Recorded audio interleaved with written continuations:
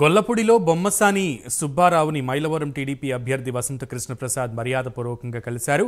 గొల్లపూడి మండలంలోని BC, minority, ఇతర TDP నాయకులను, కార్యకర్తలను బొమ్మసాని సుబ్బారావు వసంత కృష్ణప్రసాద్కు పరిచయం చేశారు.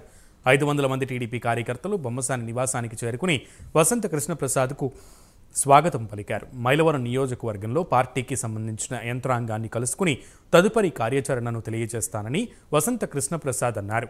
దేవినేని ఉమామహేశ్వరరావు తనకంటే సీనియర్ నాయకులు, టీడీపీలో ఉన్న క్రమశిక్షణ, బాధ్యత, వ్యవహారం వారికి తెలుసునని అన్నారు.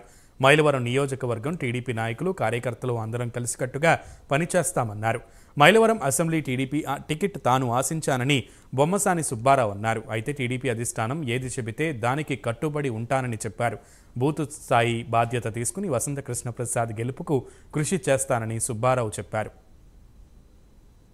నేను తెలుగుదేశం పార్టీలో చేరటం, చంద్రబాబు నాయుడు గారు నన్ను ఇక్కడ అభ్యర్థిగా నిర్ణయించడం, సరే నేను ముందుగానే వచ్చి సుబ్బారావు గారిని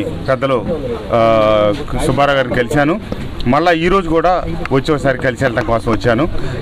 వారి అనుచరులు, మద్దతుదారులు అందరూ కూడా పిలిచి నాకు పరిచయం చేశారు. సుబ్బారావు గారి నాయకత్వంలో అందరం కలిసి ఈ రాష్ట్రంలో చంద్రబాబు నాయుడు గారిని ముఖ్యమంత్రి చేయటం కోసం, అభివృద్ధిని కొనసాగించడం కోసం, అట్లాగే పేదలకు సంక్షేమ పథకాలు ఇవ్వడం కోసం మేమందరం కలిసి పనిచేస్తాం. మైలవరం నియోజకవర్గంలో తెలుగుదేశం పార్టీ జెండాను ఎగరేసి తద్వారా ఈ రాష్ట్రంలో తెలుగుదేశం పార్టీ ప్రభుత్వం అధికారంలోకి వచ్చేటట్టుగా మేమందరం కలిసి కృషి చేస్తాం. ధన్యవాదాలు.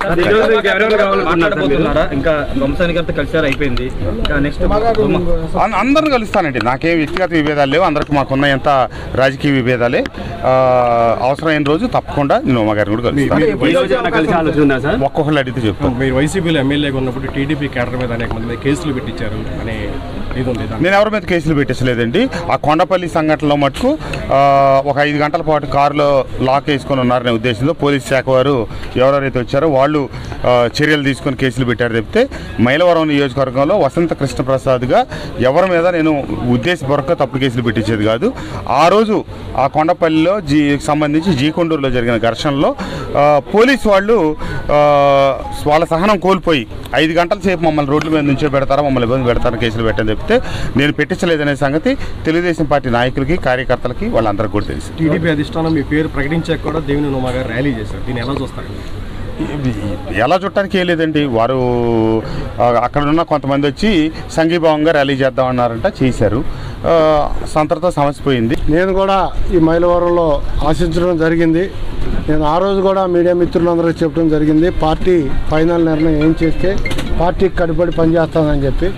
మా ప్రాంతంలో నేను ఏ ప్రాంతంలో పనిచేయడానికి పనికొస్తానో ఆ పరిధిలో అన్ని బూతులు బాధ్యత తీసుకొని తెలుగుదేశం పార్టీకి మెజార్టీ వచ్చి కృష్ణప్రసాద్ గారిని శాసనసభ్యుడిగా మైలవరం నుంచి టీడీపీ బీఫామ్ గెలిచేటట్టు నా వంతు ప్రయత్నం నేను చేస్తానని చెప్పి ఈ సందర్భంగా పోటీ చేయడానికి పనికిరారు, వేరే చోట చేసుకుని మీకు గతంలో ఎలా కలిసిపోయిన రాజకీయాల్లో ఓ పార్టీలో పనిచేస్తున్నాం. ఆ రోజు కూడా చెప్పా, మేము స్థానికులం, అవకాశం ఇవ్వమని చెప్పాం.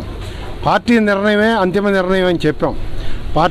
పార్టీలో ఒక క్రమశిక్షణ గల కార్యకర్తగా పార్టీ నిర్ణయించినటువంటి ఆదేశాలని అనుసరించి ఈ రాష్ట్రంలో ఇప్పుడు ఉన్నటువంటి ప్రభుత్వాన్ని